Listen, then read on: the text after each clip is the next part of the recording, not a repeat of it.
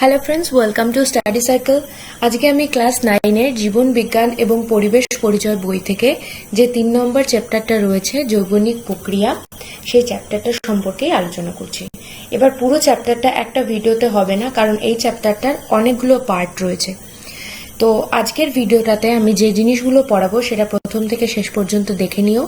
আর প্রথমেই রয়েছে উদ্ভিদ শারীরবিদ্যা বা প্ল্যান্ট ফিজিওলজি, অর্থাৎ উদ্ভিদের দেহে কি কি ঘটে, কি প্রক্রিয়া ঘটে, কিসের মাধ্যমে উদ্ভিদ খাদ্য তৈরি করে, সেই প্রক্রিয়াটাকে কি বলে, কিসের সাহায্যে শ্বাসকার্য চালায়, সেই প্রক্রিয়াটাকে কি বলে। এই রকম বিভিন্ন প্রক্রিয়াগুলো আমাদের জানতে হবে এবং সেই প্রক্রিয়াগুলো কিভাবে ঘটছে, কি বিক্রিয়ার সাহায্যে ঘটছে, সেই সবকিছু আমরা আজকে ভিডিওতে জানব। প্রথমে উদ্ভিদ শারীরবিদ্যাতে যে জিনিসটা রয়েছে সেটা হলো সালোক সংশ্লেষ, অর্থাৎ যে পদ্ধতিতে উদ্ভিদ খাদ্য তৈরি করে তাকে সালোক সংশ্লেষ বলা হয়। এবার এই সালোক সংশ্লেষ ধারণাটা কোথা থেকে আসলো সেটা আমরা জানব। 1893 খ্রিস্টাব্দে বিজ্ঞানী চার্লস বার্নেস ফটোসিনথেসিস শব্দটা প্রচলন করেন। তাহলে ফটোসিনথেসিস শব্দটা কে প্রথম প্রচলন করেছিলেন সেটা আমাদের জানতে হবে। তো 1893 খ্রিস্টাব্দে বিজ্ঞানী চার্লস বার্নেস ফটোসিনথেসিস শব্দটা প্রচলন করেন। এই শব্দটি গ্রিক শব্দ ফোটোস অর্থাৎ আলো এবং সিনথেসিস শব্দ অর্থাৎ সংশ্লেষের সমন্বয়ে গঠিত। আলোর উপস্থিতিতে খাদ্য সংশ্লেষ হওয়াকে সালোক সংশ্লেষ বা ফটোসিনথেসিস বলে। এটুকু ক্লিয়ার। এবার সালোক সংশ্লেষ একটা জৈবিক পদ্ধতি, যেখানে সূর্য শক্তি বা সৌরশক্তি বা আলোক শক্তি যেটাকে আমরা বলি, সেই শক্তিটা রাসায়নিক শক্তিতে রূপান্তরিত হয়। তাহলে আমরা যে সৌরশক্তি বা সূর্য থেকে যে শক্তি পাই, এই সালোক সংশ্লেষ প্রক্রিয়ার মাধ্যমে কিসে রূপান্তরিত হয়? সালোক সংশ্লেষের মাধ্যমে সৌরশক্তিটা রাসায়নিক শক্তিতে রূপান্তরিত হয়।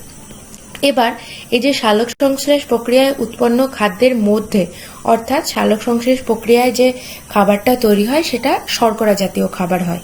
সেই শর্করা অণুর মধ্যে এই রাসায়নিক শক্তিটা আবার কি হয়? স্থৈতিক শক্তি রূপে আবদ্ধ হয়। বুঝতে পারলে? তাহলে কি হলো?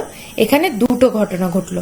প্রথমে সালোক সংশ্লেষ যখন ঘটে, যে পদ্ধতিতে আমরা সৌরশক্তিটাকে কাজে লাগাতে পারি, সালোক সংশ্লেষ ঘটার সময় সৌরশক্তিটা রাসায়নিক শক্তিতে রূপান্তরিত হয়। তারপরে কি হয়? যখন সালোক সংশ্লেষ প্রক্রিয়ার মাধ্যমে খাবার তৈরি হয়ে যায় উদ্ভিদ দেহে, সেই খাবারটা হয় শর্করা জাতীয় খাবার। সেই খাবারের মধ্যে এই রাসায়নিক শক্তিটা স্থৈতিক শক্তি রূপে আবদ্ধ থাকে। ঠিক আছে? এবার কি কি লাগে? সবুজ উদ্ভিদেরা পরিবেশ থেকে জল, অর্থাৎ মাটির নিচ থেকে জল পায়, যেটা মূলের দ্বারা তারা শোষণ করে, এবং কার্বন ডাই অক্সাইড শোষণ করে বাতাস থেকে। আর সূর্যালোকের উপস্থিতিতে এরা কিসের সাহায্যে? ক্লোরোফিলের সাহায্যে শর্করা জাতীয় খাদ্য উৎপন্ন করে। তাহলে এই ক্লোরোফিলটা না থাকলে কিন্তু খাবার তৈরি হবে না। ঠিক আছে? তাহলে এই জিনিসগুলো মাথায় রাখতে হবে। কি কি? জল, কার্বন ডাই অক্সাইড, সূর্যালোক এবং ক্লোরোফিল। এই চারটে জিনিস কিন্তু খুব ইম্পর্টেন্ট, যেটার সাহায্যে কিন্তু উদ্ভিদ খাবার তৈরি করবে। কি ধরনের খাবার উৎপন্ন করে? শর্করা জাতীয় খাবার বা কার্বোহাইড্রেট জাতীয় খাবারও বলা হয়। এই শর্করা বা কার্বোহাইড্রেট জাতীয় খাবার সালোক সংশ্লেষের প্রক্রিয়ার মাধ্যমে তৈরি হয়।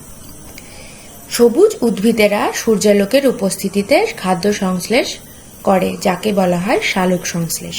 এবার এখানে সংজ্ঞাটা দেয়া রয়েছে, পড়ে নেবে সবাই। কি বলেছে সংজ্ঞাটা? যে শারীরবৃত্তীয় প্রক্রিয়ায় ক্লোরোফিল যুক্ত কোষে সূর্যালোকের উপস্থিতিতে এবং ক্লোরোফিলের সহায়তায় পরিবেশ থেকে শোষিত জল ও কার্বন ডাই অক্সাইডের রাসায়নিক বিক্রিয়ায় সরল শর্করা সংশ্লেষিত হয় এবং উৎপন্ন খাদ্যে সৌরশক্তির আবদ্ধকরণ ঘটে এবং উপজাত বস্তু রূপে জল ও অক্সিজেন উৎপন্ন হয়, তাকে সালোক সংশ্লেষ বা ফটোসিনথেসিস বলে।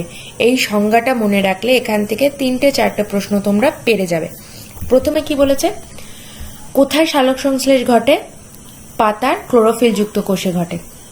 তারপরে দেখো কিসের সাহায্যে ঘটে? সূর্যালোকের উপস্থিতিতে ক্লোরোফিলের সহায়তায় এবং মাটি থেকে শোষিত জল ও বাতাসের কার্বন ডাই অক্সাইডের রাসায়নিক বিক্রিয়ার ফলে সালোক সংশ্লেষ প্রক্রিয়াটা ঘটে। এবং কি ধরনের খাবার তৈরি হয়? সরল শর্করা জাতীয় খাবার তৈরি হয়। এবার এই খাবারের মধ্যে সৌরশক্তির আবদ্ধকরণ ঘটে। কি শক্তিরূপে আবদ্ধকরণ ঘটে? স্থৈতিক শক্তিরূপে আবদ্ধকরণ ঘটে। আর খাবার তৈরির সময় কি উৎপন্ন হয়? উপজাত বস্তুরূপে জল ও অক্সিজেন উৎপন্ন হয়। বুঝতে পারলে? তাহলে সালোক সংশ্লেষ প্রক্রিয়ার মাধ্যমে কি ধরনের খাবার তৈরি হয়? সরল শর্করা জাতীয় খাবার তৈরি হয়, আর উপজাত বস্তু রূপে তৈরি হয় জল এবং অক্সিজেন। ঠিক আছে, তাহলে এর মধ্যে কতগুলো কোয়েশ্চেন আমরা পেয়ে গেলাম। নেক্সট হচ্ছে সালোক সংশ্লেষ কোথায় ঘটে। সালোক সংশ্লেষের স্থান আমরা তো জানি উদ্ভিদের পাতায় ঘটে, এবার কিছু কিছু উদ্ভিদের কাণ্ডেও ঘটে, বৃতিতেও ঘটে, সেই জিনিসগুলো আমরা জানবো। তো ক্লোরোফিলযুক্ত উদ্ভিদের দেহাংশ যেমন সবুজ উদ্ভিদের পাতা, ফুলের বৃতি, সবুজ পাপড়ি যেমন শালুক ফুল, সবুজ কাণ্ড কাদের আছে? ফণী, মনসা, লাউ, কুমড়ো, পুঁই, এদের এই কাণ্ডের রং সবুজ হয়, অর্থাৎ দেহের যে অংশে সবুজ থাকবে সেখানে কিন্তু সালোক সংশ্লেষ ঘটবে। সবুজ মূল কোন গাছে দেখা যায়? গুলঞ্চ। আর কি? সবুজ শৈবাল যেমন স্পাইরোগাইরা, কারা, এরা হচ্ছে সবুজ শৈবাল যারা সালোক সংশ্লেষ করতে পারে। আর কারা পারে? মশ পারে, ফার্ন পারে। এখানের মধ্যে ইম্পর্টেন্ট জিনিস হচ্ছে সবুজ পাপড়ি কোন গাছের রয়েছে, তারপরে সবুজ কাণ্ড কোন গাছের রয়েছে যারা সালোক সংশ্লেষ করতে পারে। এরকম আসবে কোশ্চেনটা যে কাণ্ডের সাহায্যে সালোক সংশ্লেষ করতে পারে এমন উদ্ভিদের নাম। তখন মনে রাখতে হবে ফণী, মনসা, লাউ, কুমড়ো, পুঁই। পাপড়ির সাহায্যে সালোক সংশ্লেষ করে শালুক ফুল। কোন মূলের দ্বারা সালোক সংশ্লেষ হয়? কোন গাছের মূলের দ্বারা? গুলঞ্চের সবুজ মূল। আর স্পাইরোগাইরা কারা? এরা সবুজ শৈবাল যারা সালোক সংশ্লেষ করতে পারে। তাছাড়াও মশ আর ফার্ন এরাও পারে। এরপরে দেখো কিছু এককোষী প্রাণী রয়েছে, ইউগ্লিনা, ক্রাইসামিবা, ব্যাকটেরিয়া, রোডোসিউডোমোনাস, রোডোস্পাইরিলাম ইত্যাদিতে ক্লোরোফিল থাকায় সালোক সংশ্লেষ সম্পন্ন হয়। তবে পাতার মেসোফিল কলা সালোক সংশ্লেষের প্রধান স্থান, আর ক্লোরোপ্লাস্ট হলো সালোক সংশ্লেষকারী অঙ্গাণু। এটা কিন্তু খুব ইম্পর্টেন্ট একটা জায়গা।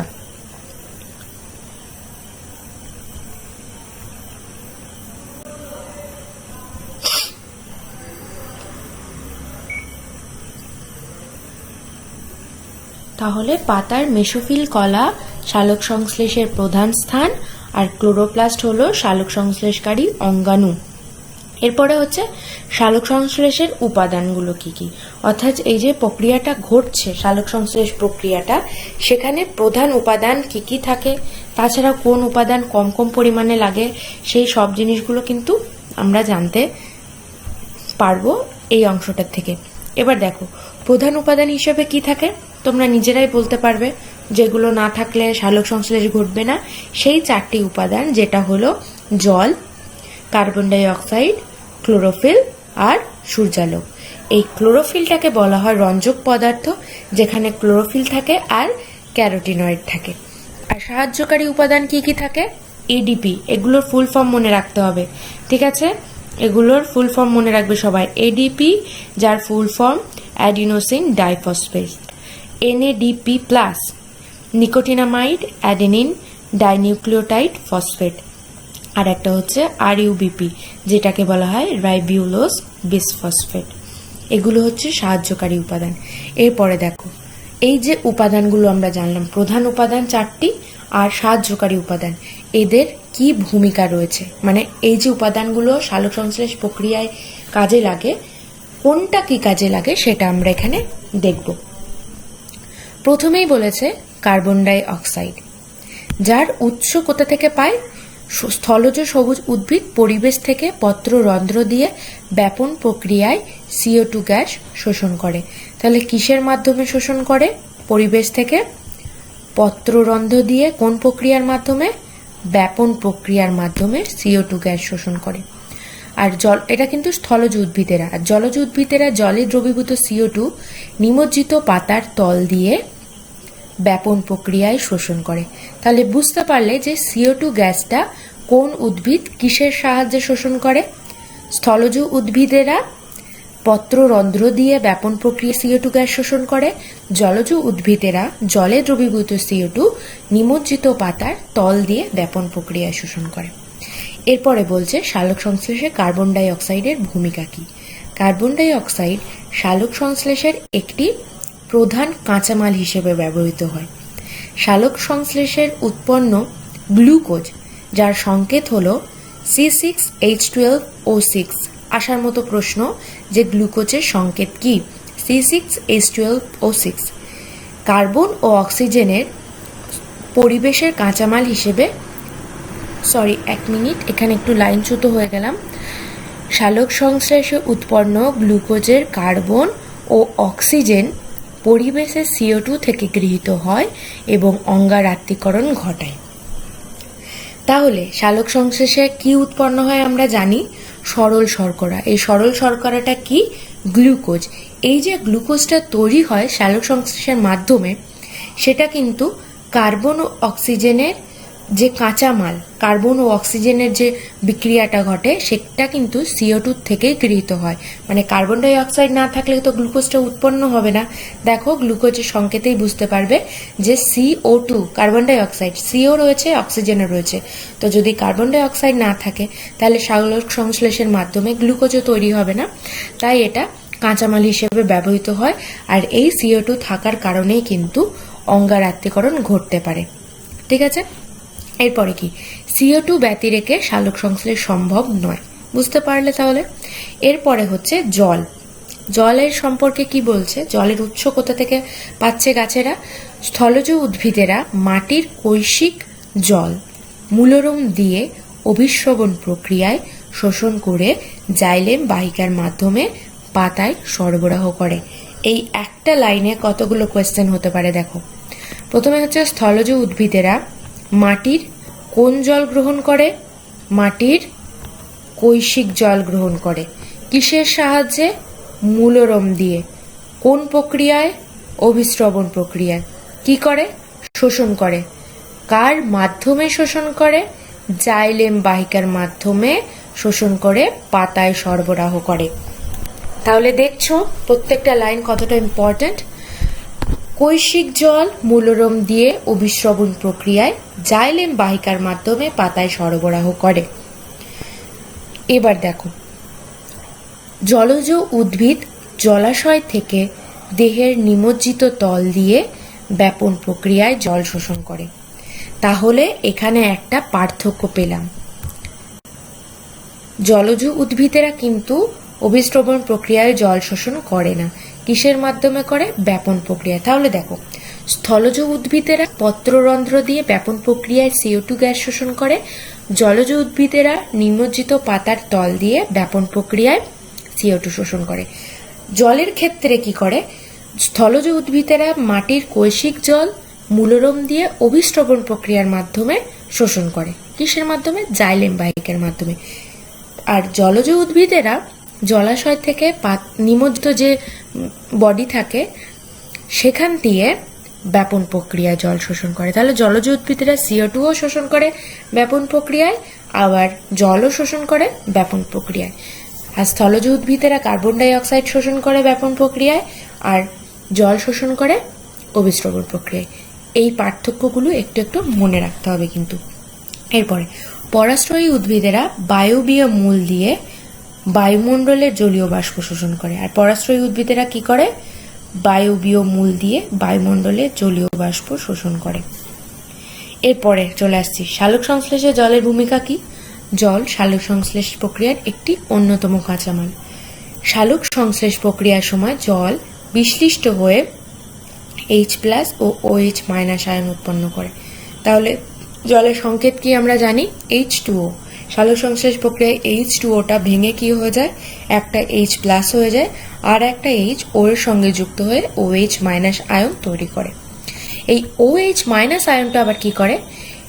আয়নের যে ইলেকট্রনটা সেটা ক্লোরোফিল অণুকে প্রদান করে। এই OH- আয়নের ইলেকট্রন ক্লোরোফিল অণুকে প্রদান করে।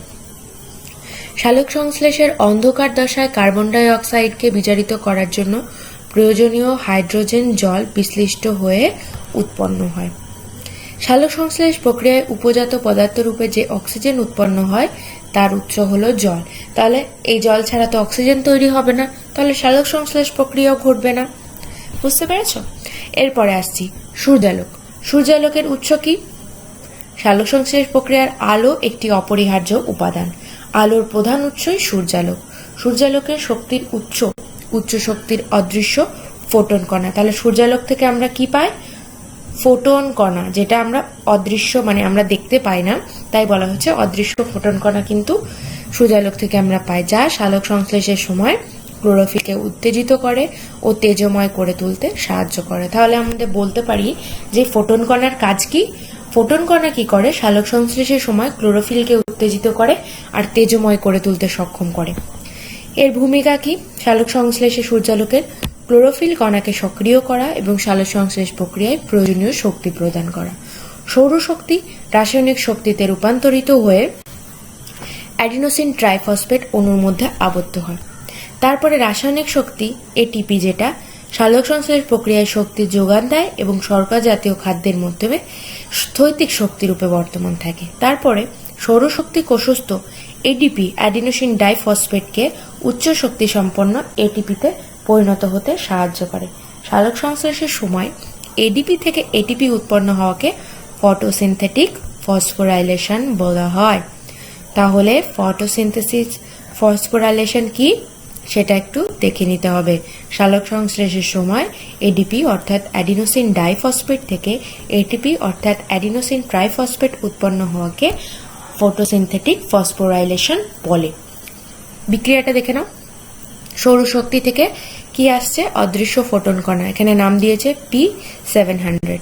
তারপরে এই ফোটন কণাটা কি করে? ক্লোরোফিল অণুকে উত্তেজিত করে। উত্তেজিত করার ফলে ইলেকট্রন বেরিয়ে আসে। সেই ইলেকট্রনটাকে কে গ্রহণ করে? ইলেকট্রন বাহক। ইলেকট্রন বাহক যখন হয়, গ্রহণ করে এটাকে, তখন কি হয়?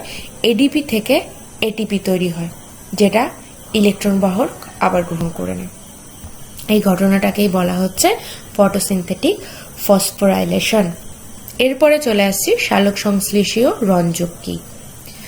আমরা জানি সালোক সংশ্লেষকারী রঞ্জক হচ্ছে ক্লোরোফিল, তাই তো? প্রধান রঞ্জক হচ্ছে সালোক সংশ্লেষের ক্লোরোফিল। এছাড়াও থাকে ক্যারোটিনয়েড, যেটা সালোক সংশ্লেষে অংশগ্রহণ করে। এবার কতগুলো ক্লোরোফিল থাকে, কতগুলো ক্যারোটিনয়েড থাকে, সেগুলো আমরা দেখব। ক্লোরোফিলটা কোথায় থাকে? ক্লোরোপ্লাস্টের গ্রানাতে ক্লোরোফিল অবস্থান করে। এবার তোমরা বলবে ক্লোরোপ্লাস্ট কোথায় থাকে?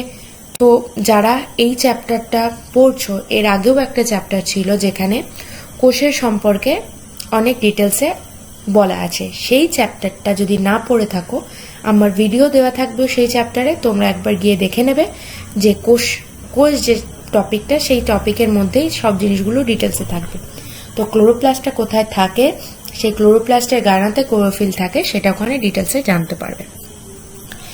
এই ক্লোরোপ্লাস্টের গ্রানাতে যে ক্লোরোফিল থাকে সেগুলো হলো chlorophyll A, B, C, D, E ইত্যাদি প্রকারে। ক্লোরোফিল এর সংকেত, যেটা সালোক সংশ্লেষে মুখ্য ভূমিকা গ্রহণ করে। যদি তোমরা একদম এক নাম্বারও না হারাতে চাও, তাহলে প্রত্যেকটা জিনিস পড়বে। ক্লোরোফিল এর সংকেতও পড়বে, বি এর সংকেতও পড়বে। দুটোই সংকেত এখানে দেওয়া রয়েছে, যেখানে ক্লোরোফিল এ তে রয়েছে C55, H72, O5, N4, Mg। আর ক্লোরোফিল এর অনুপস্থিতিতে ক্লোরোফিল বি সালোক সংশ্লেষে অংশগ্রহণ করে, যেখানে C55, H70, O6, N4, Mg।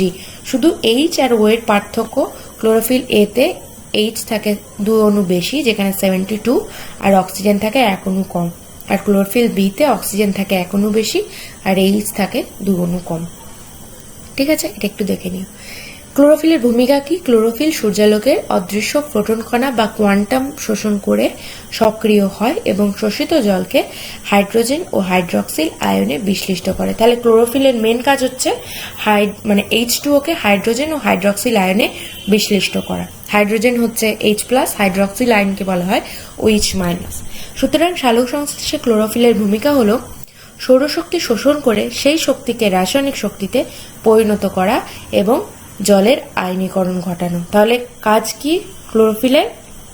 সৌরশক্তি শোষণ করে সেই শক্তিকে রাসায়নিক শক্তিতে পরিণত করা এবং জলের আয়নীকরণ ঘটানো। নেক্সট চলে আসি ক্যারোটিনয়েডস। এটি ক্যারোটিন ও জ্যান্থোফিল রঞ্জক নিয়ে গঠিত। তাহলে ক্যারোটিনয়েডসের দুটি অংশ, একটাকে বলে ক্যারোটিন, একটাকে বলে জ্যান্থোফিল। এই ক্যারোটিনয়েডস হচ্ছে ক্যারোটিন ও জ্যান্থোফিল আলোক শোষণ করে উত্তেজিত হয়, কিন্তু প্রত্যক্ষভাবে সালোক সংশ্লেষ করতে পারে না। তাহলে ক্যারোটিন আর জ্যান্থোফিল আলোক শোষণ করে উত্তেজিত হয়, কিন্তু ডাইরেক্ট সালোক সংশ্লেষ করতে পারে না। এই উত্তেজিত রঞ্জক কণাগুলি কি করে? এই রঞ্জক কণাগুলির শক্তিকে ক্লোরোফিল এ অণুতে স্থানান্তরণ করে, পরোক্ষভাবে সালোক সংশ্লেষের হারকে ত্বরান্বিত করে। তাহলে ওরা যে শক্তিটা শোষণ করে, সেই শক্তিটার সাহায্যে ক্লোরোফিল এ অণুকে সাহায্য করে যে সালোক সংশ্লেষের হারকে ত্বরান্বিত করে। এরপরে আসছে absorption spectrum and action spectrum, মানে শোষণ বর্ণালী ও কার্য বর্ণালী।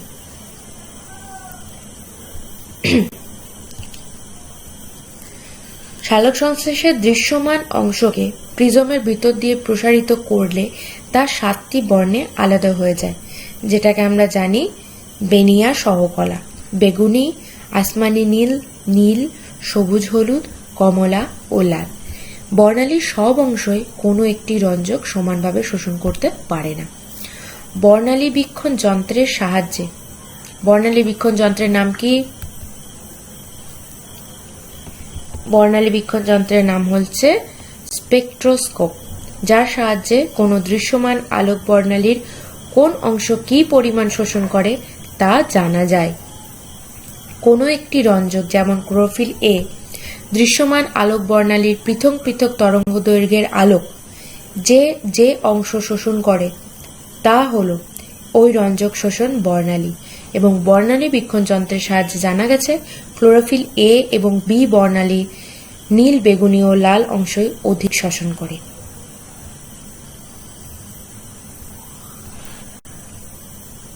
তাহলে বুঝতে পেরেছ কোন অংশটা শোষণ করে? নীল, বেগুনি ও লাল। ক্লোরোফিল এ এবং বি বর্ণালী নীল, বেগুনি ও লাল অংশ অধিক শোষণ করে। আলোক বর্ণালীর পৃথক পৃথক তরঙ্গ দৈর্ঘ্যের আলোক প্রয়োগ করলে কোনটিতে সালোক সংশ্লেষের হার কিরূপ হয় তা পরীক্ষার সাহায্যে নির্ণয় করা যায়। সালোক সংশ্লেষের সময় নির্গত অক্সিজেনের পরিমাণ থেকে সালোক সংশ্লেষের হার নির্ণয় করা হয়। যে লিখচিত্রের মাধ্যমে কোন কোন তরঙ্গ দৈর্ঘ্যযুক্ত আলোয় সালোক সংশ্লেষের হার সর্বাধিক হয় তা প্রকাশ করা যায়, তাকে সালোক সংশ্লেষের কার্যবর্ণালী বলে। এখানে একটা প্রশ্ন আছে যে সালোক সংশ্লেষের কার্যবর্ণালী কাকে বলে?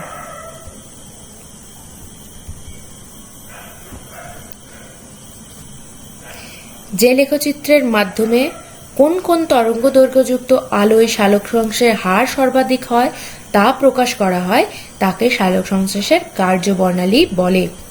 ক্লোরোফিলের শোষণ বর্ণালীর বিভিন্ন তরঙ্গ দৈর্ঘ্যযুক্ত আলো পৃথকভাবে ব্যবহার করে দেখা গেছে যে ক্লোরোফিলের শোষণ বর্ণালীর লাল এবং নীল অংশই সালোক সংশ্লেষের আলোক বিক্রিয়া ঘটে।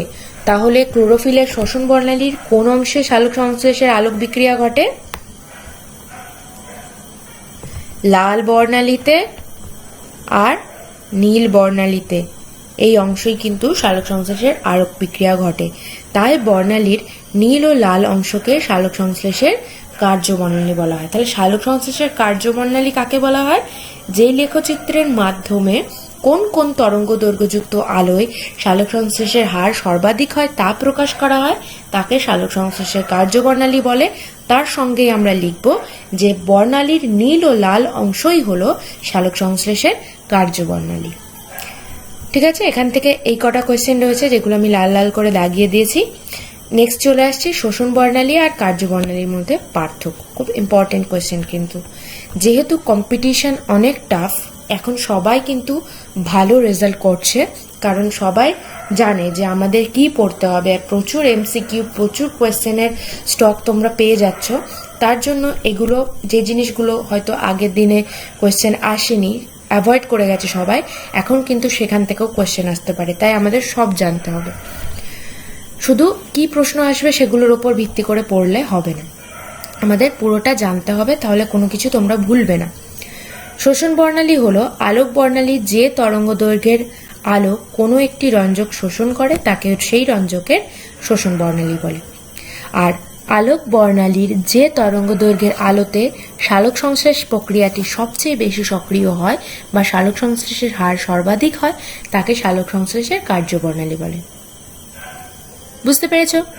ক্লিয়ারলি বলা রয়েছে যে আলোক বর্ণালীর যে তরঙ্গদৈর্ঘ্যের আলো কোনো একটি রঞ্জক শোষণ করে নেয়, ধরো ক্লোরোফিল এ রঞ্জক কি আলো শোষণ করে? ক্লোরোফিল এ আর বি রঞ্জক শোষণ করে নীল বেগুনি আলো আর লাল আলো, তাহলে সেটাকে আমরা শোষণ বর্ণালী বলি। আর কার্যবর্ণালী কাকে বলি?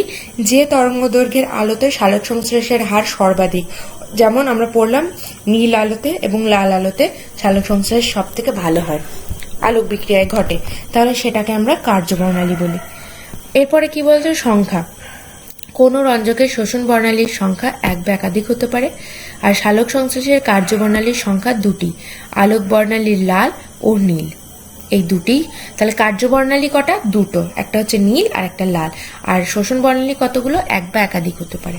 সালোক সংশ্লেষের সাথে সম্পর্ক কি শোষণ বর্ণালীর? শোষণ বর্ণালী মানেই তা সালোক সংশ্লেষের সঙ্গে সম্পর্কিত হয়, আর কার্যবর্ণালী সর্বদাই সালোক সংশ্লেষের সঙ্গে সম্পর্কযুক্ত। ঠিক আছে, এরপরে মেইন জিনিসটা আমাদের জানতে হবে, সালোক সংশ্লেষ পদ্ধতিটা কি।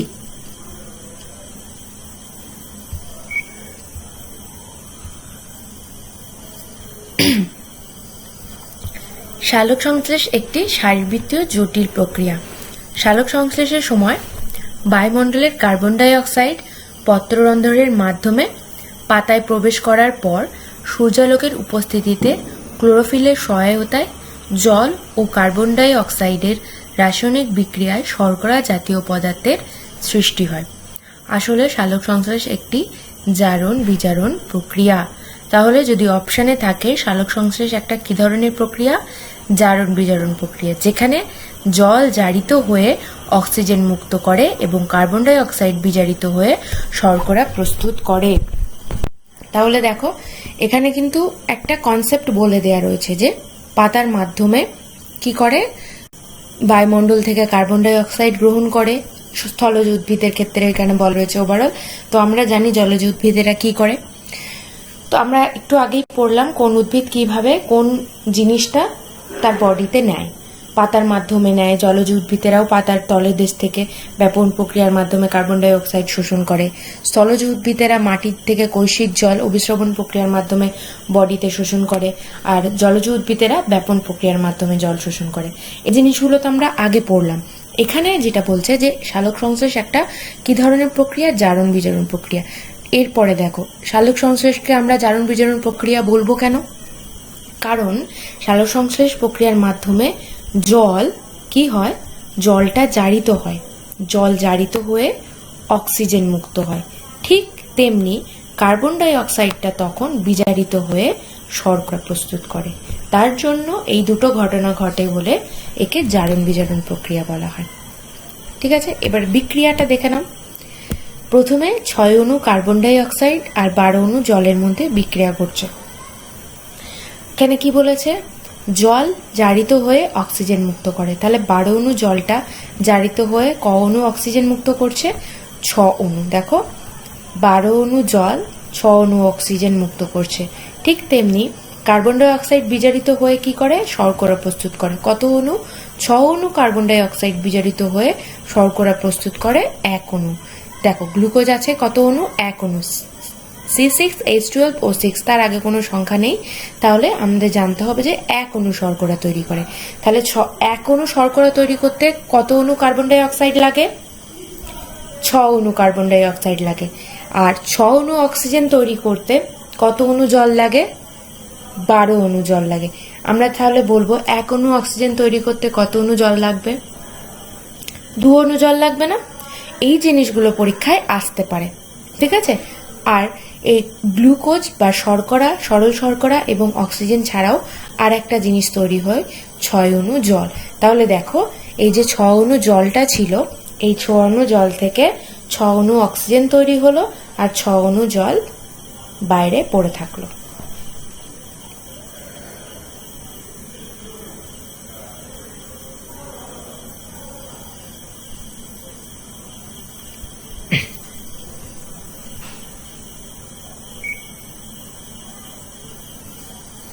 ক্লিয়ারলি জানতে হবে যে এক অণু গ্লুকোজ তৈরির জন্য বা সরল শর্করা তৈরির জন্য আমাদের লাগছে 6 অণু কার্বন ডাই অক্সাইড। আর আমরা এভাবে মনে রাখতে পারি যে 6 অণু অক্সিজেন তৈরির জন্য লাগছে 12 অণু জল। ঠিক আছে, আর বাকি জলটা কোথায় যাচ্ছে? বাকি যে 6 অণু জলটা পড়ে থাকছে সেটা জল হিসেবেই নির্গত হচ্ছে। তাহলে 12 অণু জলটা কিভাবে কাজে লাগছে? 12 অণু জলটার 6 অণু অক্সিজেন তৈরি করছে আর 6 অণু জল তৈরি করছে। ঠিক আছে, তাহলে এই টোটাল বিক্রিয়াটা তোমাদের মনে রাখতে হবে। আর আমি একটু আগে যেটা বললাম যে এক অণু অক্সিজেনের জন্য তাহলে কতটা জলের প্রয়োজন হবে, আমি একটু ভুল বলে ফেললাম সেখানে, হয়তো যে 12 অণু জল থেকে 2 অণু করে অক্সিজেন তৈরিতে লাগছে, সেটা তো হচ্ছে না। আমি এই জায়গায় মাঝে যে 6 অণু জলটা তৈরি হচ্ছিল সেটাকে আমি স্কিপ করে গেছিলাম, আমার মাথাতে ছিল না ব্যাপারটা, সরি তার জন্য। আমাদের দেখতে হবে যে 12 অণু জলটা কিভাবে কাজে লাগলো। 12 অণু জলটা দুটো ভাগে কাজে লাগলো, একটা 6 অণু অক্সিজেন তৈরি করলো আর 6 অণু জল তৈরি করলো। কিন্তু এইখানে এক অণু গ্লুকোজ তৈরির জন্য বা এক অণু সরল শর্করা তৈরির জন্য লাগবে 6 অণু কার্বন ডাই অক্সাইড। ঠিক আছে, 1905 খ্রিস্টাব্দে বিজ্ঞানী ব্ল্যাকম্যান প্রথম প্রমাণ করেন সালোক সংশ্লেষ প্রক্রিয়াটি দুটি পৃথক পর্যায়ে সম্পন্ন হয়। এক হচ্ছে আলোক নির্ভর দশা বা আলোক দশা এবং আলোক নিরপেক্ষ দশা বা অন্ধকার দশা।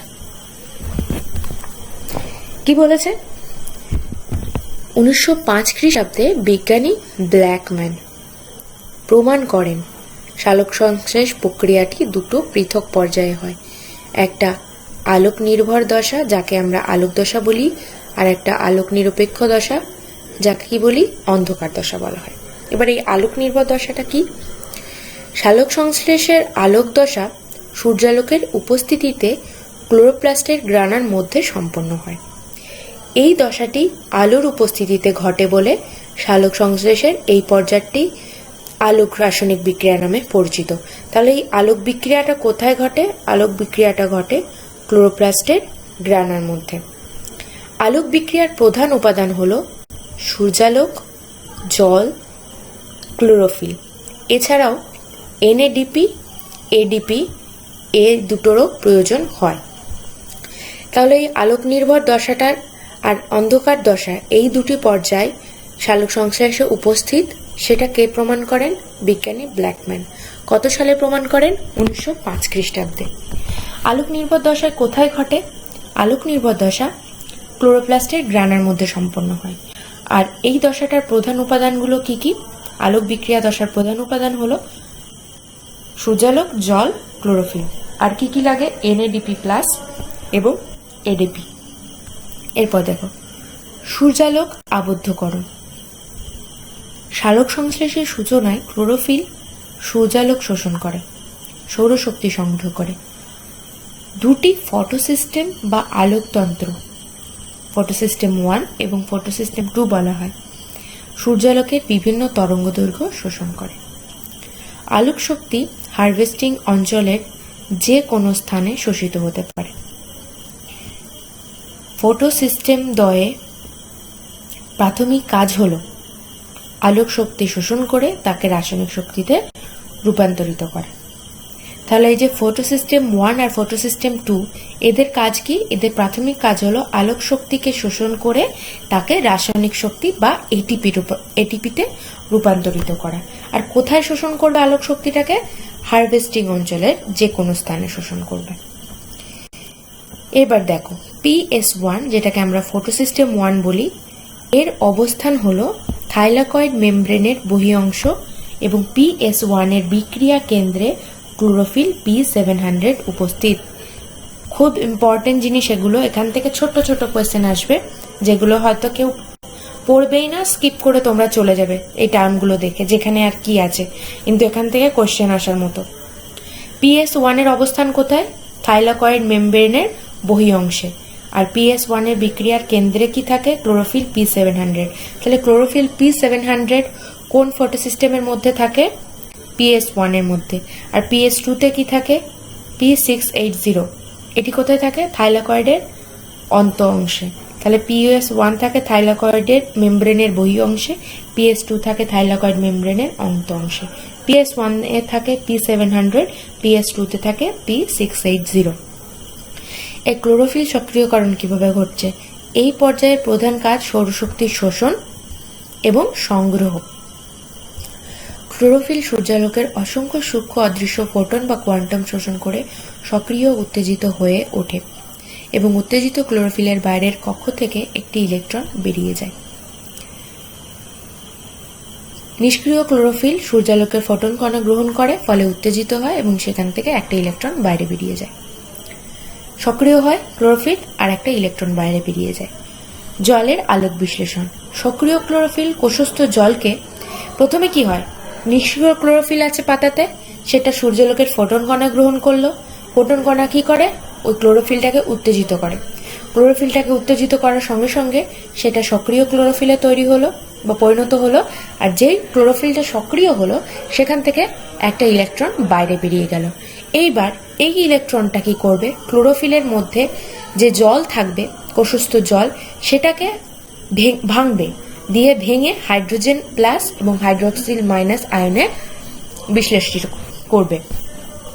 সালোক সংশ্লেষের উপস্থিতিতে জলের এইরূপ বিশ্লিষ্ট হওয়াকে জলের আলোক বিশ্লেষণ বা ফটোলাইসিস বিক্রিয়া বলে।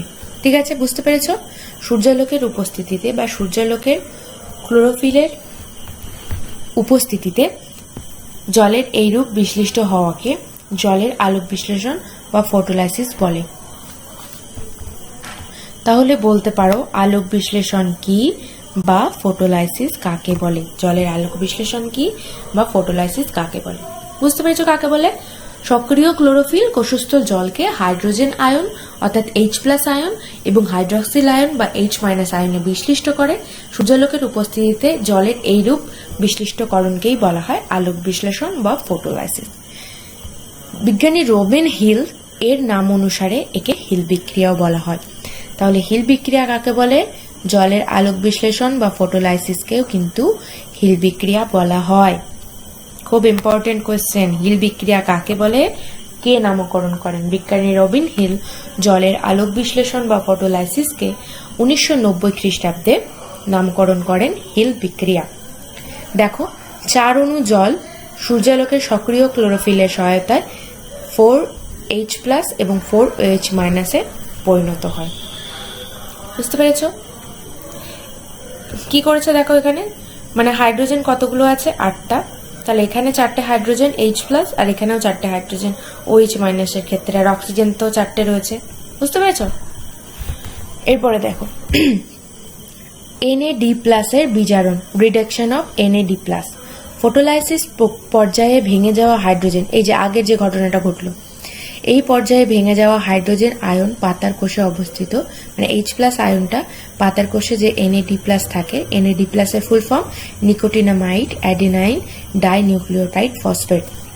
এটি কি করে, হাইড্রোজেন গ্রাহকের সঙ্গে যুক্ত হয়ে, মানে NAD+ আর H+ এরা হাইড্রোজেন আয়নের সঙ্গে যুক্ত হয়ে কি তৈরি করে, NADPH+ গঠন করে। NAD+ কে হিল বিকারক বলা হয়। তাহলে হিল বিকারক কাকে বলা হয়? NAD+ কে, DP+ কে হিল বিকারক বলা হয়। খুব ইম্পর্টেন্ট কিন্তু এটা। তারপর কি হয়, 2 অণু H+ আর NADP+ এরা দুটো যুক্ত হয়ে দুটো ইলেকট্রন এর সহায়তায় NADPH এবং H+ তৈরি করে। অক্সিজেনের উৎপাদন। ফটোলাইসিসের ফলে উৎপন্ন হাইড্রক্সিল আয়ন থেকে ইলেকট্রন বিচ্যুত হয়ে হাইড্রক্সিল মূলক গঠিত হয়। তাহলে হাইড্রক্সিল আয়ন থেকে একটা ইলেকট্রন বাইরে বেরিয়ে গেলে কি হবে, মাইনাসটা চলে গিয়ে OH গঠিত হয়ে যাবে। 4 অণু হাইড্রক্সিল মূলক থেকে প্রথমে 2 অণু হাইড্রোজেন পারক্সাইড অর্থাৎ H2O2 এবং পরবর্তী পর্যায়ে 2 অণু জল এবং একটি অক্সিজেন উৎপন্ন হয়। এই অক্সিজেন পত্ররন্ধ্র দিয়ে পরিবেশে নির্গত হয়ে যায়। দেখো, এই পুরো বিক্রিয়াটাকে আমরা যদি দেখি এভাবে, তাহলে বুঝতে পারবে যে কিভাবে কি ঘটেছে। পরপর যখন যে বিক্রিয়াগুলো ঘটছে তোমরা ছবিটা দেখে পড়ে নেবে, ঠিক আছে? এটা বিক্রিয়ার মাধ্যমে বলেছে যে 4 অণু OH- কি হয়, একটা ইলেকট্রন বেরিয়ে যায়, দিয়ে মানে 4 অণু আছে, মানে এখানে এইচও 4টে আছে। এক্ষেত্রে দেখো একটা OH মাইনাস থেকে ইলেকট্রন বিচ্যুত হয়ে গিয়ে হাইড্রক্সিল মূলক গঠিত হয়। তো 4 অণু হাইড্রক্সিল মূলক থেকে প্রথমে 2 অণু হাইড্রোজেন পারঅক্সাইড এবং পরবর্তী পর্যায়ে 2 অণু জল ও 1 অণু অক্সিজেন উৎপন্ন হয়। দেখো ধাপটা দেখে নাও। এরপর আসছি ফটো ফসফোরাইলেশন। পাতার কোষে সঞ্চিত এক প্রকার রাসায়নিক পদার্থ যাকে বলা হয় এডিপি, অ্যাডিনোসিন ডাইফসফেট, আলোক দশায় অজৈব ফসফেটের সঙ্গে যুক্ত হয়ে অচক্রাকার ও চক্রাকার উচ্চ শক্তি সম্পন্ন যৌগ এটিপি গঠন করে। এই পদ্ধতিকে ফটোফসফোরাইলেশন বা সালোক সংশ্লেষীয় ফসফোরিকরণ বলা হয়। এরপর দেখো এডিপি প্লাস পিআই সূর্যালোকের উপস্থিতিতে এটিপি তৈরি করে। পিকিউ প্লাস্টোকুইনন, পিসি প্লাস্টোসায়ানিন আর এফডি ফেরিডক্সিন। এগুলো কিন্তু সবাই মনে রাখবে নিচের পয়েন্টগুলো। এবার যে এটিপিটা তৈরি হলো এডিপি আর পিআই মিলে, এই এটিপি থেকে অন্ধকার বিক্রিয়ার জন্য শক্তি সরবরাহ হয়। আর জীবকোষে একমাত্র এটিপি অণুর মধ্যে শক্তি সঞ্চিত থাকে বলে এটিপিকে এনার্জি কারেন্সি বলা হয়। তাহলে জীবকোষের মধ্যে শক্তি কোথায় সঞ্চিত থাকে? এটিপির মধ্যে। তার জন্য এটিপিকে এনার্জি কারেন্সি বলা হয়। তাহলে এনার্জি কারেন্সি কাকে বলে? এটিপিকে বলা হয়। কেন বলা হয়? লেখাই আছে যে এটিপির মধ্যে শক্তি সঞ্চিত থাকে, তার জন্য বলে। সালোক সংশ্লেষে আলোক রাসায়নিক বিক্রিয়ায় PS1 এবং PS2 থেকে নির্গত ইলেকট্রন স্থানান্তরণ পথ রেখাঙ্কিত করলে জেড আকৃতির গঠনের সৃষ্টি হয়। বিজ্ঞানী হিল ও বেন্ডাল সমগ্র পদ্ধতিকে জেড প্রকল্প বলে আখ্যা দেন। তাহলে জেড প্রকল্প কে নামকরণ করেন? বিজ্ঞানী হিল ও বেন্ডাল। ফটোফসফোরাইলেশনে চক্রাকার ও অচক্রাকার পদ্ধতিতে ঘটে। চক্রাকার ফসফোরাইলেশনে উত্তেজিত P700 যেটাকে PS1 থাকে, সেটি বিচ্যুতি ইলেকট্রন কয়েকটি ইলেকট্রন বাহকের মাধ্যমে পুনরায় P700 ফিরে আসে। দেখো চক্রাকার ফসফোরাইলেশনের মাধ্যমে উত্তেজিত P700+ থেকে বিচ্যুতি ইলেকট্রন কয়েকটি ইলেকট্রন বাহকের মাধ্যমে পুনরায় আবার কোথায় আসে? P700 ফিরে আসে। এই চক্রে 2 অণু এটিপি উৎপন্ন হয়। আবার অচক্রাকার ফসফোরাইলেশনের প্রথম পর্যায়ে P680 থেকে বিচ্যুতি ইলেকট্রনের মাধ্যমে P700 এসে পৌঁছায়। পরবর্তী পর্যায়ে P700 থেকে নির্গত ইলেকট্রনকে ইলেকট্রন বাহক NAD+ এর কাছে পাঠায়। এই NADP+ হাইড্রোজেন আয়নের সঙ্গে যুক্ত হয়ে NADPH OH+ গঠন করে। জল বিশ্লেষিত হয়ে হাইড্রোজেন আয়ন অর্থাৎ H2O কি করে? H+OH উৎপন্ন করে। এই চক্রে অক্সিজেন NADPH এবং 1 অণু এটিপি উৎপন্ন হয়। তাহলে অচক্রাকার ফসফোরাইলেশনে কি তৈরি হয়? O+ NADPH+ H+ এবং 1 অণু এটিপি তৈরি হয়। আলোক নিরপেক্ষ দশা। সালোক সংশ্লেষের আলোক দশার পরেই এই দশাটি ক্লোরোপ্লাস্টের স্ট্রোমা অঞ্চলে ঘটে। তাহলে আলোক দশা কোথায় ঘটে? আলোক দশা ঘটে ক্লোরোপ্লাস্টের গ্রানায়। আর অন্ধকার দশা কোথায় ঘটে? অন্ধকার দশা ঘটে ক্লোরোপ্লাস্টের স্ট্রোমা অঞ্চলে। এই দশায় আলোর কোনো প্রয়োজন হয় না বলে একে আলোক নিরপেক্ষ দশা বা অন্ধকার দশা বলে। অন্ধকার দশার বৈশিষ্ট্য হলো কার্বন ডাই অক্সাইডের সংযোজন ও শর্করা উৎপন্ন। বিজ্ঞানী ব্ল্যাকম্যান প্রথম অন্ধকার বিক্রিয়াটি লক্ষ্য করেন বলে একে ব্ল্যাকম্যান বিক্রিয়া বলে। অন্ধকার দশার প্রধান উপাদানগুলি হল CO2, RuBp, NADPH, H+ এবং ATP। এই বিক্রিয়ার পর্যায়ক্রমিক নিম্নরূপ যেমন হচ্ছে CO2 এর স্থিতিকরণ বা PGA গঠন। এই পর্যায়ে কোষস্থ 5 কার্বনযুক্ত শর্করা যৌগ রাইবিউলোজ বিসফসফেট গ্রাহক রূপে বায়ুমণ্ডলের কার্বন ডাই অক্সাইডের সঙ্গে যুক্ত হয়ে 3 কার্বনযুক্ত স্থায়ী যৌগ ফসফোগ্লিসারিক অ্যাসিড তৈরি করে। CO2 থেকে কার্বনের কোষস্থ যৌগে অঙ্গীভূত হওয়াকে অঙ্গারাত্মীকরণ বলা হয়। তাহলে 6 অণু কার্বন ডাই অক্সাইড 6 অণু RuBp সহায়তায় আর রুবিস্কো কি করে? 12 অণু PGA গঠন করে, যেখানে 3টি কার্বন থাকে। PGA এর বিজারণটা কখন ঘটছে? ফসফোগ্লিসারিক অ্যাসিড, ATP এবং আলোক দশায় উৎপন্ন NADPH এবং H+ এর উৎসেচকের সহায়তায় বিজারিত হয়ে 3 কার্বনযুক্ত ফসফোগ্লিসারেলডিহাইড গঠন করে এবং NADP+ মুক্ত করে। বিক্রিয়াটা দেখে নাও। 12 অণু PGA, 12 অণু ATP, 12 অণু NADPH এবং H+ উৎসেচকের সহায়তায় কি তৈরি করে? 12 অণু PGALD বা ফসফোগ্লিসারেলডিহাইড, 12 অণু NADP+ এবং 12 অণু ADP উৎপন্ন করে। P700+ হচ্ছে ক্লোরোফিলের উত্তেজিত অবস্থা, আর রুবিস্কো হচ্ছে, রুবিস্কোর আর একটা নাম আছে রুবিস্কো 1,5-বিসফসফেট কার্বক্সিলেজ অক্সিজেনেজ। আর একটুখানি আছে রাইবোলোজ ফসফেটের পূর্ণ সংশ্লেষ। আর তারপরে আমরা পড়ব সালোক সংশ্লেষের গুরুত্ব বা তাৎপর্যটা কি। এই আরইউবিপির এই পর্যায়ে এক অণু, এখানে লেখাটা বোঝা যাচ্ছে না, আমরা এই চক্রাকার এই পদ্ধতিটার মাধ্যমে দেখব যে এখানে কি বলছে।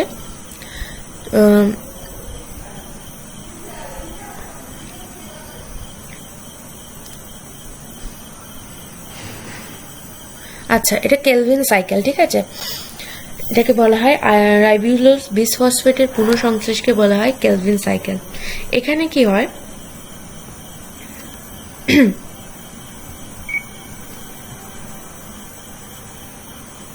বা 10 অণু PgALD একটি চক্রের মাধ্যমে পর্যায়ক্রমে কতগুলি অন্তর্বর্তী যৌগ তৈরির দ্বারা পুনরায় 6 অণু আরইউবিপিতে পরিণত হয়। মানে দেখো এখানে কি হয়, 10 অণু PgALDর মাধ্যমে কতগুলো, মানে পুরো একটা চক্রের মাধ্যমে কি তৈরি করে, 6 অণু আরইউবিপি তৈরি করে।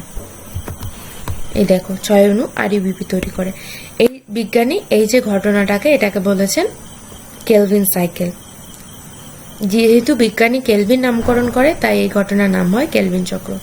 সিনথেসিস অফ গ্লুকোজ, মাত্র 2 অণু PgALD থেকে 1 অণু গ্লুকোজ উৎপন্ন হয়।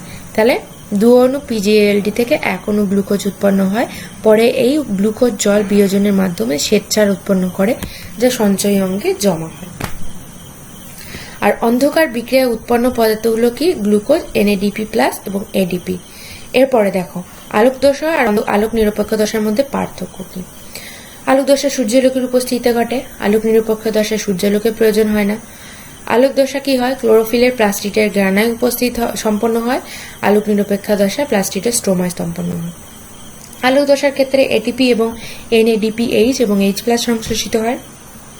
আলোক নিরপেক্ষ দশায় গ্লুকোজ ও অন্যান্য শর্করা সংশ্লেষিত হয়।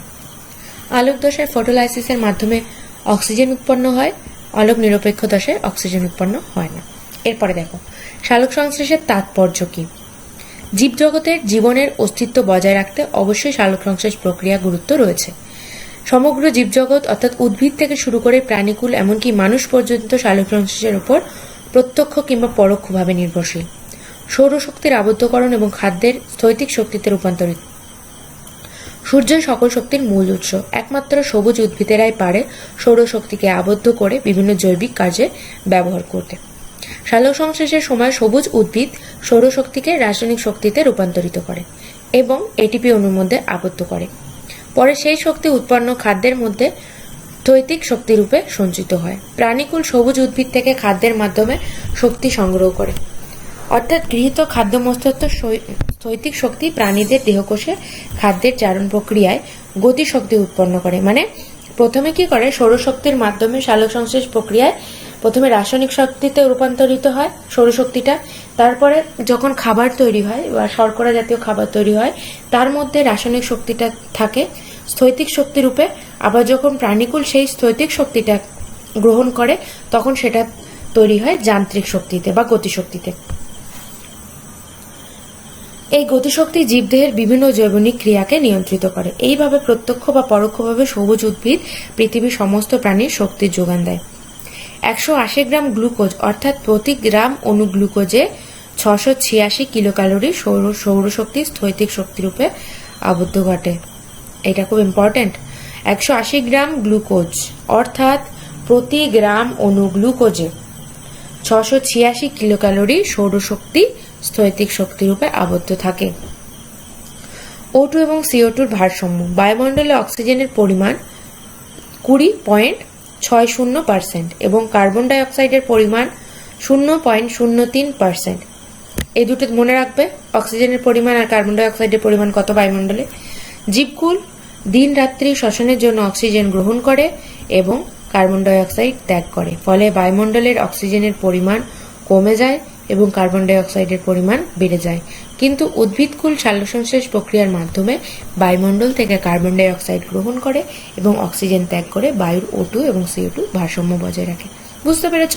আমরা অক্সিজেন গ্রহণ করি, কার্বন ডাই অক্সাইড ত্যাগ করি, আর উদ্ভিদেরা অক্সিজেনটাকে ত্যাগ করে আর কার্বন ডাই অক্সাইড গ্রহণ করে। এইভাবে উদ্ভিদেরা যে কার্বন ডাই অক্সাইডটা গ্রহণ করে আমরা সেটাকে ত্যাগ করি, তারপরে উদ্ভিদেরা গ্রহণ করে, আর উদ্ভিদেরা যে অক্সিজেনটা ত্যাগ করে সেটা আমরা গ্রহণ করি না। সালোকসংশ্লেষের আলোক প্রয়োজনীয়তার পরীক্ষা, একটা পরীক্ষা আছে যেটা আলোকের কতটা প্রয়োজন রয়েছে সেটা জানতে হবে। একটি টবসহ তাজা গাছ নাও, গাছটির একটি পাতার দুপাশে কালো ফিতে দিয়ে আটকে দাও। টবসহ গাছটিকে সারাদিন সূর্যালোকে রাখো। কালো ফিতে ঢাকা পাতাটির ফিতে সরিয়ে পাতাটিকে প্রথমে গরম অ্যালকোহলে ডোবাও, তাহলে ক্লোরোফিল দ্রবীভূত হবে। এরপর প্রত্যেকটিকে লঘু আয়োডিন দ্রবণে ডুবিয়ে রাখো। পাতাটি আয়োডিন দ্রবণ থেকে তুলে পর্যবেক্ষণ করো। কালো ফিতে ঢাকা অংশটি আয়োডিনের বর্ণ ধারণ করছে, অর্থাৎ উক্ত অঞ্চলে শ্বেতসার তৈরি হয়নি। পাতার বাকি অংশটি নীল বর্ণ ধারণ করেছে, অর্থাৎ এই অঞ্চলে শ্বেতসার উৎপন্ন হয়েছে।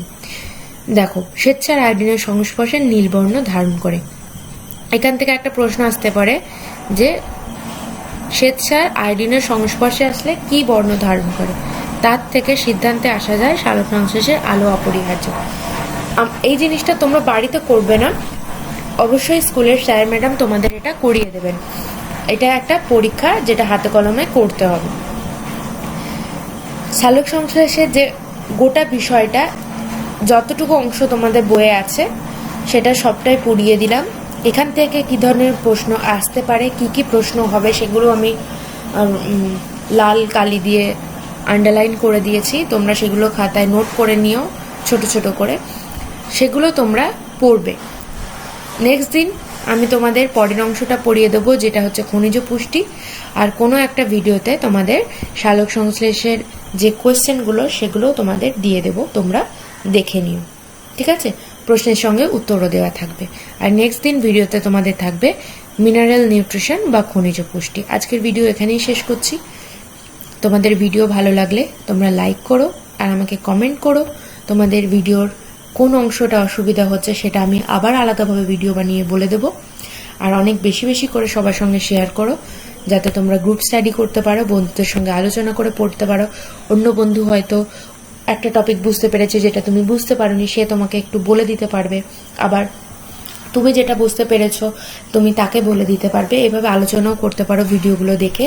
আর আমাকেও যদি না বুঝতে পারো তাহলে আমাকেও কমেন্টে জানাতে পারো। আর অবশ্যই চ্যানেলটাকে সাবস্ক্রাইব করে দিও, তাহলে পরের অংশগুলো সবার প্রথমে কিন্তু তোমাদের ফোনেই যাবে। তাহলে এখানেই শেষ করছি। Thank you.